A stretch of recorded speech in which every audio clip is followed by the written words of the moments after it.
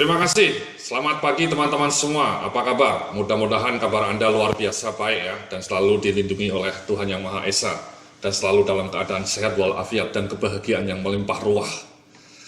Jadi dalam kesempatan ini kita akan melanjutkan apa yang sudah kita uraikan kemarin ya. Jadi bagaimana 7 langkah kunci membangun konten blog yang wow ya.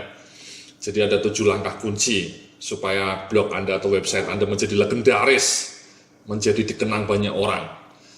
Nah, kemarin kita sudah membahas langkah yang pertama ya, jadi bagaimana menentukan tema atau konten blog, di mana kita berharap bahwa Anda menentukan temanya itu spesifik sesuai dengan produk yang akan Anda jual, dan juga kalau bisa syukur-syukur ya pas dengan minat atau bidang keahlianmu.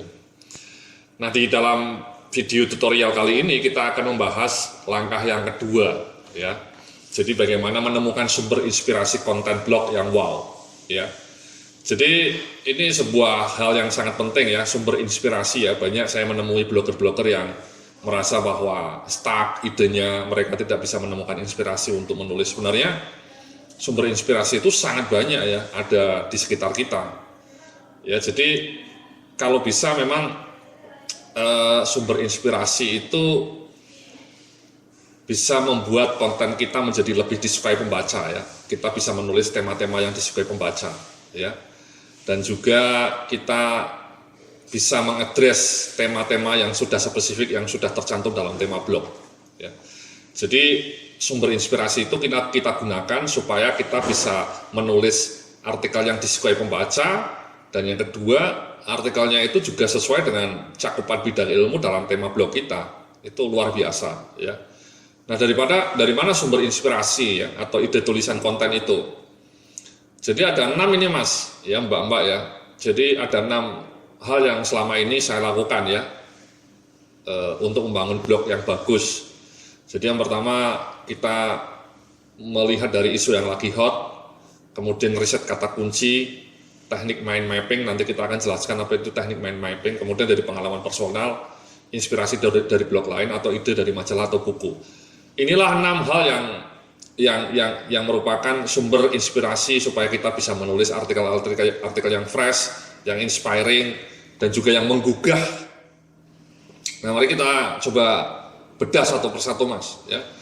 Jadi menemukan ide konten itu bisa dimulai dengan isu yang lagi hot. Kita observasi ya, di sekitar kita banyak media ya, detik.com, kompas.com, Kaskus. Nah, biasanya mereka itu punya satu kolom yang namanya popular ya, popular post.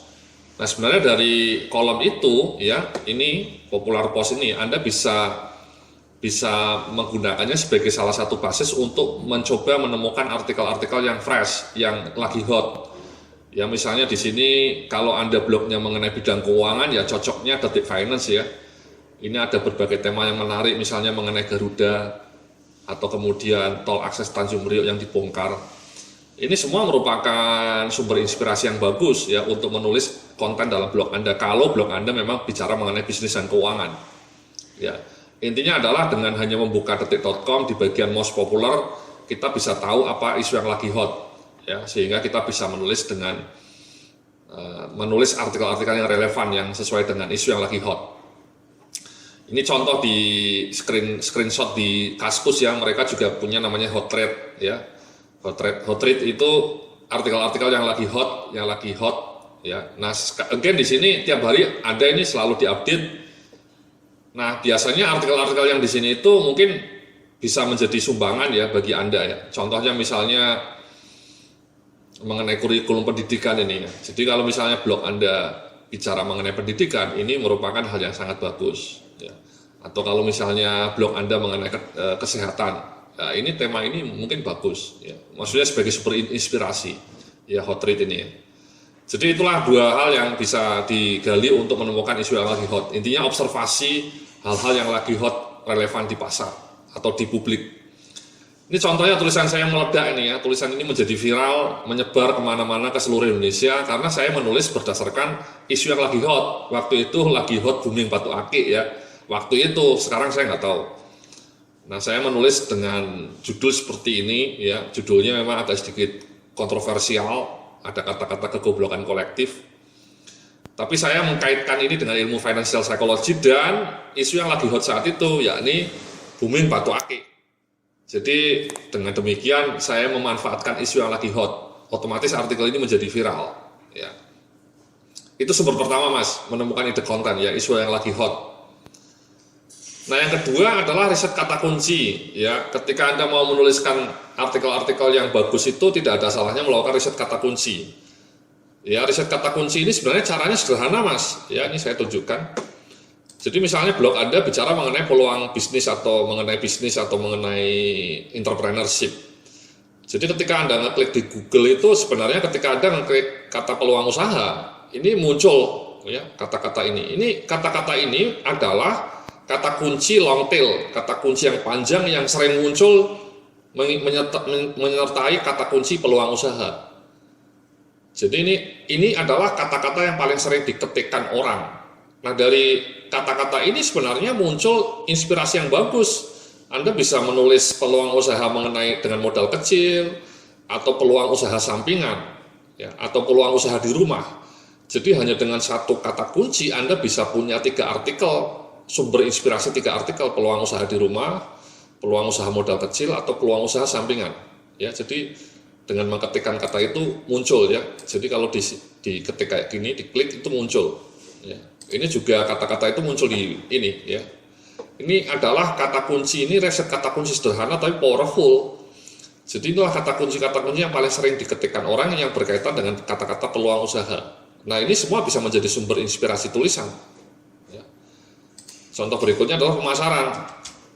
Ya, ketika ketik pemasaran itu akan muncul banyak tulisan ya, misalnya strategi pemasaran. Ini muncul di sini juga ya. Jadi selain strategi pemasaran, ya kata-kata lain yang akan muncul. Ya. Jadi again, ketika Anda menulis mengenai pemasaran, itu bisa bicara mengenai definisinya, bicara mengenai manajemen pemasarannya, atau bicara mengenai strategi pemasarannya. Ya. Jadi ini strategi pemasaran ya. Jadi muncul. Nah ini bayangkan ya, dengan hanya ngetik satu strategi pemasaran muncul berbagai ide. Ya, Anda bisa, sekali lagi ini kata-kata ini tidak sembarangan ya. Inilah kata-kata yang paling sering diketikkan orang.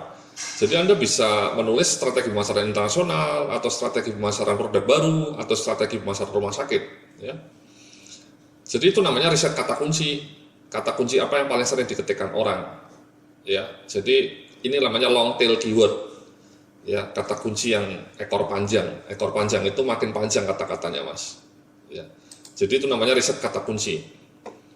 Itu adalah sumber penulisan kedua, ya, untuk mendapatkan ide mengenai bagaimana mendapatkan tulisan yang fresh, yang disukai oleh banyak orang. Ya. Cara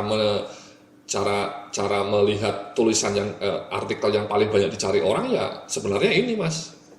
Hanya dengan melihat dari googling sederhana seperti ini, tadi ngetikkan kata-kata kunci, Anda bisa mendapatkan informasi yang berharga mengenai kata kunci apa yang paling sering diketikkan orang. Ya, ini pemasaran tadi. Ya, jadi itu 2 hal ya, 2 hal yang harus kita lakukan ketika kita mencoba menemukan ide untuk tulisan kita.